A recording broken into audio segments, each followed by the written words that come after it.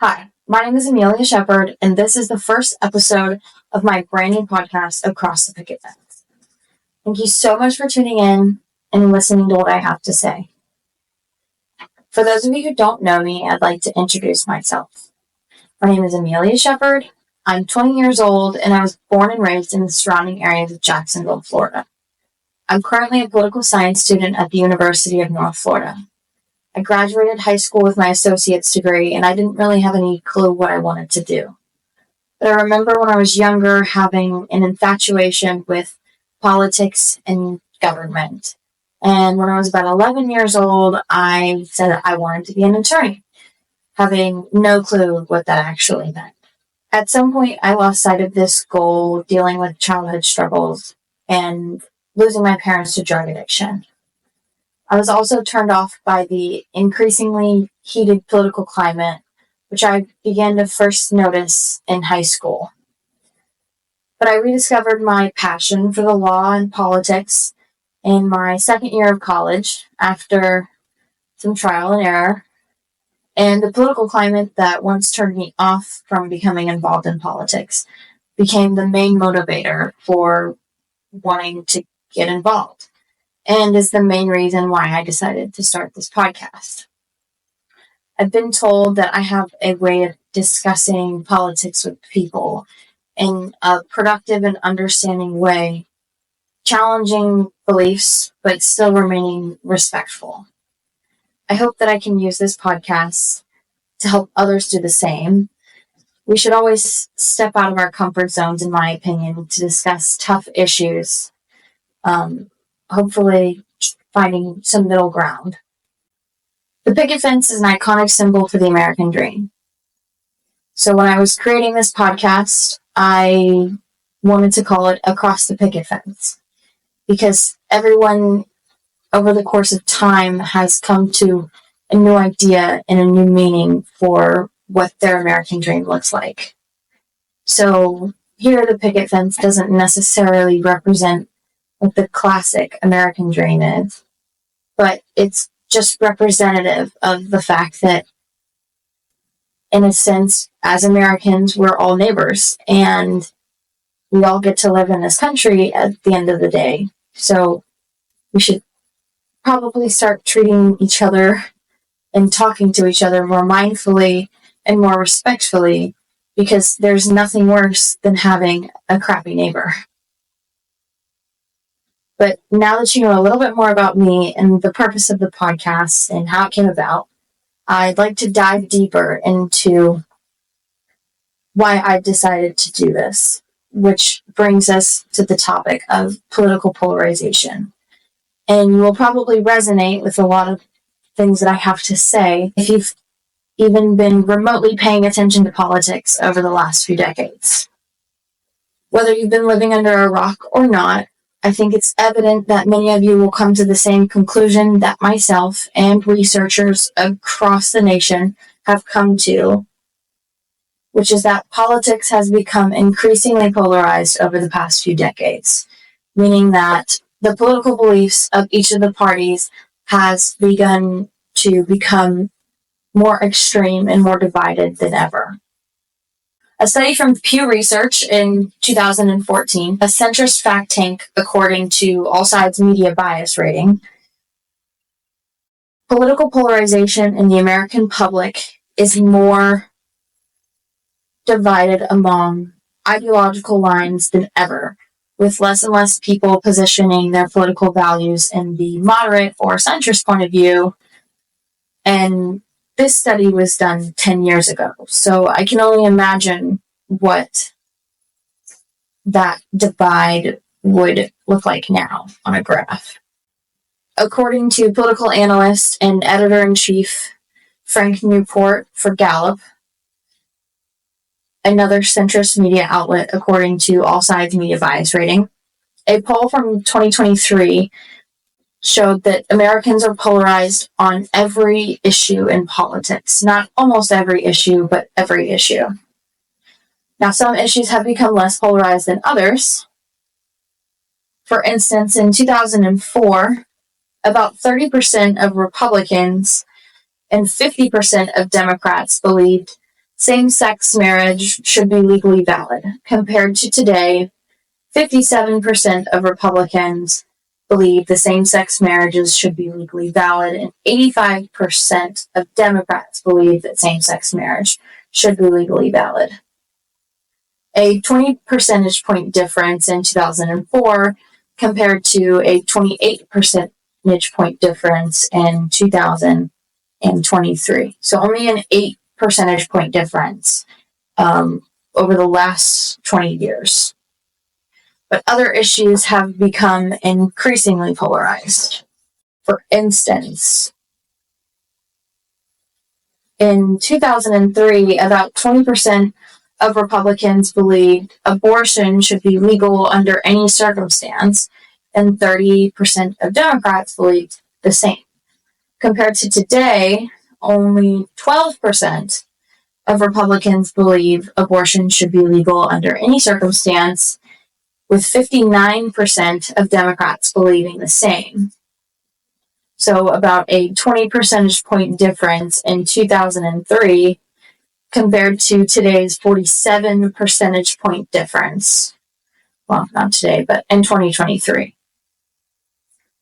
So that would be a 27% point difference from 2003 to 2023. And these trends can also be seen with issues like environmental policy, K-12 education, healthcare, income tax fairness, and whether or not the federal government has too much power in its hands. The article from Gallup emphasized that individuals' political identities highly correlate with their views on social and policy issues. So there is less variation in views of people claiming a certain political affiliation.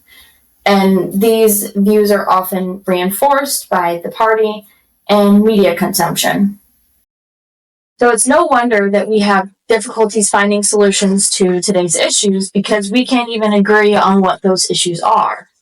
And our point of views are constantly reinforced by people in our parties and the media that we watch.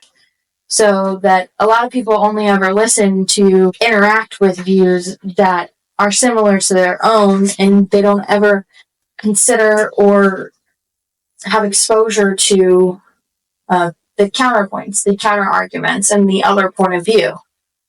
Whether you avoid conversations with people on a daily basis who believe differently than you, or whether or not you are actively choosing to only turn on Fox News or the Daily Wire, or only turn on CNN, or watch podcasts from places like Crooked Media and Slate. People are also blissfully unaware that social media platforms and algorithms are constantly pushing content that we will engage with the most, whether that be right-leaning or left-leaning content. Once again, I think this can lead to very little variation, not just between the two parties, but within parties as well. So when you have candidates running for a particular office and they profess allegiance to the Republican Party or the Democratic Party, you're going to see people voting based more on personality and character, because every single candidate running for the Republican side or the Democratic side all are running on essentially the same issues and have essentially the same policy preferences. They don't hardly ever reach across the aisle for policy proposals different than their own, because everybody has come to this mass agreement on the way things are and the way things should be. Another study that I found on the NIH's website from research at the University of British Columbia proposed two possible futures for political polarization. I was unable to find a bias rating for that, but my best guess would be center or slightly left-leaning. So the first proposed future is that political polarization increases and continues to reinforce itself as each party perceives the stances of the other as just plain wrong and avoids discussion about those stances and propose solutions that we might come to an agreement on. The second proposed future being that political polarization decreases and restabilizes as people from across the aisle begin to discuss further about their stances on certain issues and how we can come to an agreement on them or work through the differences.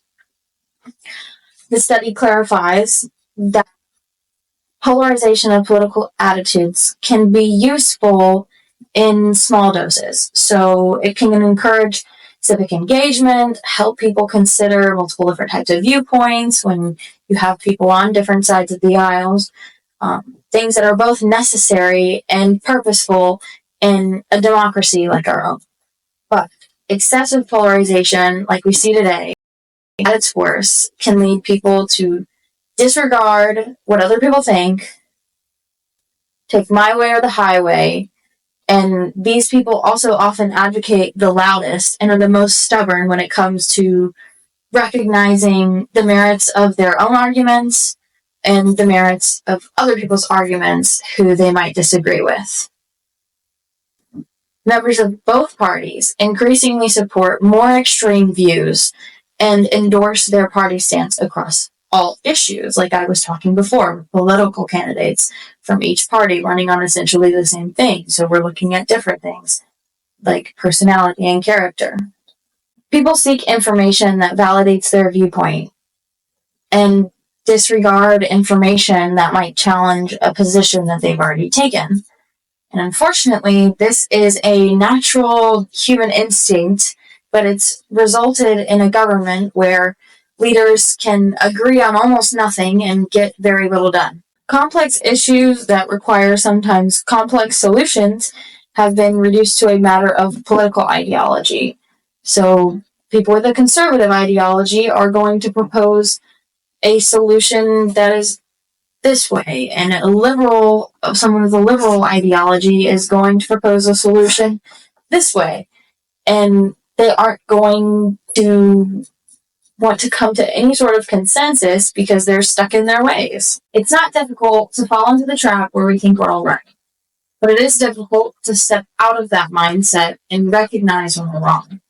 But hopefully, the polarization itself and the behavior of party representatives today can become a catalyst to bridging that gap and the divide of political beliefs. So people will begin to ditch their partisan extremes and the inability of people to communicate, to take positions that are more moderate. The evidence is mixed as to which of these political futures we will see in America. One where polarization increases or one where polarization decreases. But the study from the NIH also showed that 5 to 15% of strong believers of each political party support some kind of violence against their political opponent. In fact, Rasmussen reports, a slightly right-leaning source according to All Sides Media Bias Rating, showed that the idea that a second civil war is not too far-fetched for many voters. The study was conducted in April 2024 with 1,105 likely U.S. voters, and it found that 41% of voters believe that the U.S. is likely to experience a second civil war in the next 5 years. 16% of voters considered this very likely, 49% believe it was not likely, and 20% believe it was not likely at all, while 10% were unsure. I'm curious to see how those of you who are listening right now would respond if you had the time to respond to this prompt as well. I have linked a Google form in the description box if you'd like to take part in it. It will take the same form, same wording used from the study. So, how likely is it that the U.S. will experience a second civil war sometime in the next 5 years? Very likely, somewhat likely, or likely, not likely at all, or unsure. Questions about a second civil war were inflamed by a movie that was released in April called Civil War. It follows a team of journalists through a military-embedded, futuristic, dystopian America who are trying to reach Washington, D.C. to photograph the president before rebel secessionists in California, Texas, and Florida can seize control of the country and the White House.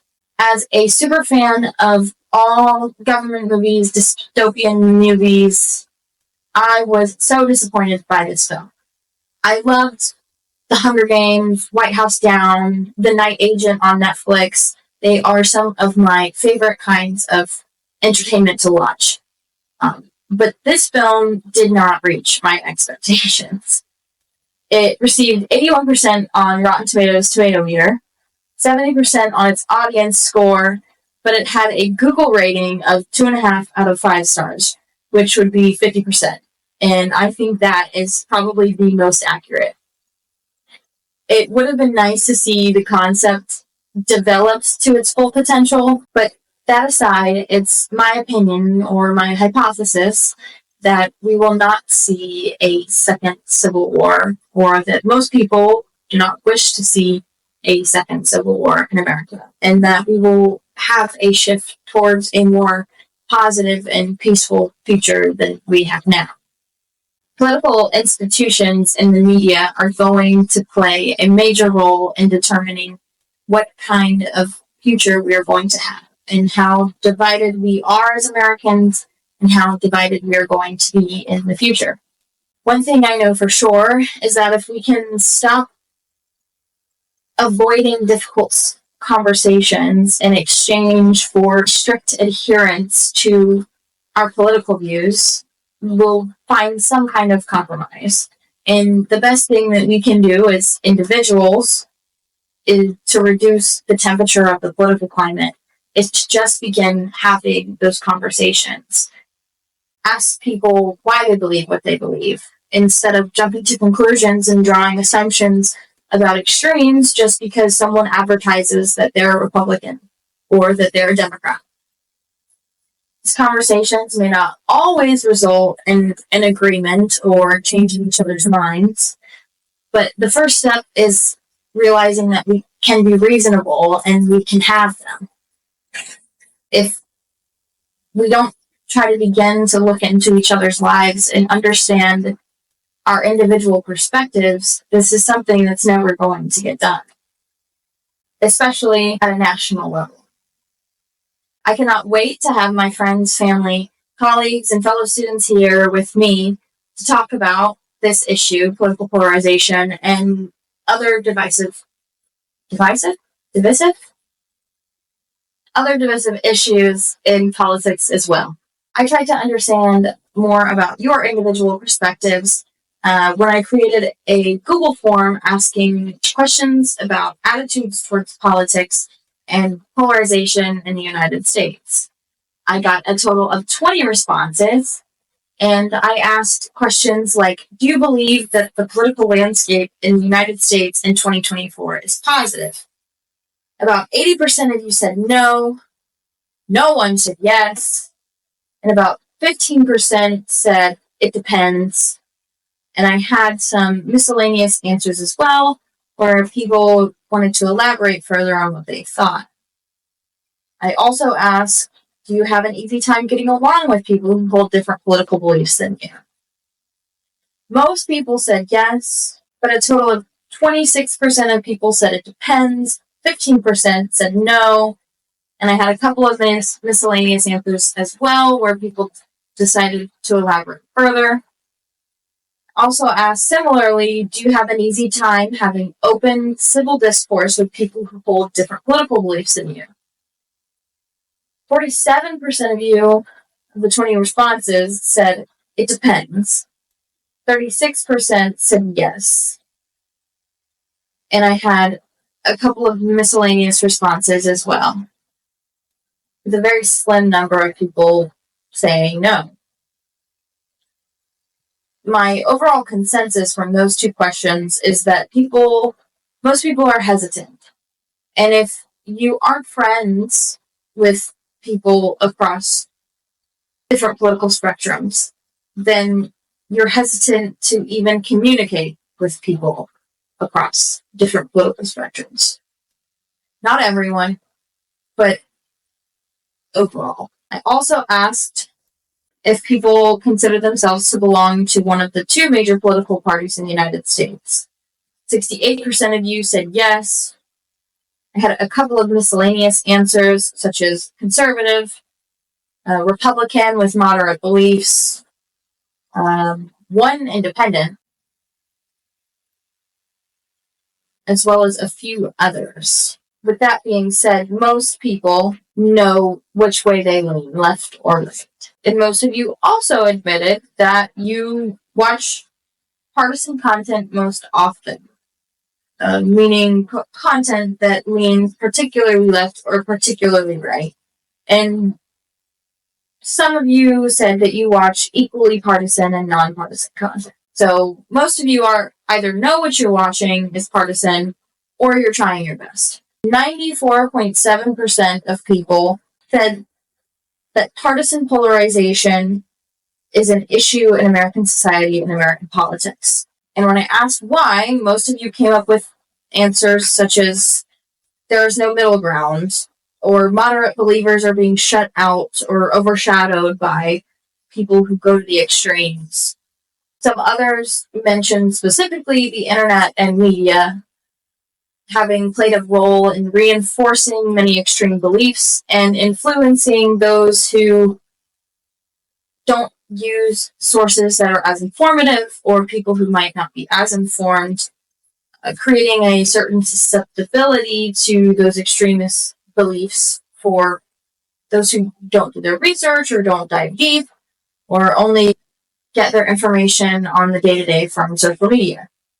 There was also mention of the inability of politicians at the national level, specifically Congress, and their inability to consider views outside of their own political affiliation as a political bargaining strategy to benefit their own party.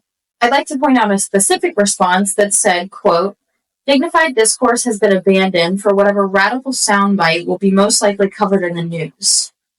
And I have to be honest, that was one of the worries I had when it came to creating this podcast. It's not particularly interesting to tune into something where you don't have people yelling or screaming at each other or trying to shut each other down or have a gotcha moment. But that is not the goal of this podcast in particular. I can't wait to have some of you on as guests, including my friends, family members, colleagues, and fellow students, to talk more about this issue and other divisive issues in politics, so that hopefully we can find some middle ground as well. If you've made it this far, thank you so much for listening, and thank you to everyone who filled out that Google questionnaire. It was very helpful in getting an inside perspective to what some of you think about politics and the specific issue, political polarization. And I hope you enjoyed what I have to say, and I hope you'll tune in later. I will be covering the presidential debate with two special guests, and we will talk about how the debates contribute to political polarization, how they help voters make up their mind about who they're going to vote for, and more. Please tell your friends and family members if you enjoyed and if you think they'll enjoy more of the content that I have to come soon. You can follow me on @AcrossThePicketFence Podcast on Spotify, Instagram, Facebook, and YouTube. And if you're interested in becoming a guest on the show in the somewhat near future, you can fill out that Google questionnaire. It's going to be linked in the biography of all of my social medias, and I will also link below the link tree for all of my social media accounts and the Google form questionnaire. Once again, thank you for tuning in. My name is Amelia Shepard, and this is Across the Picket Fence.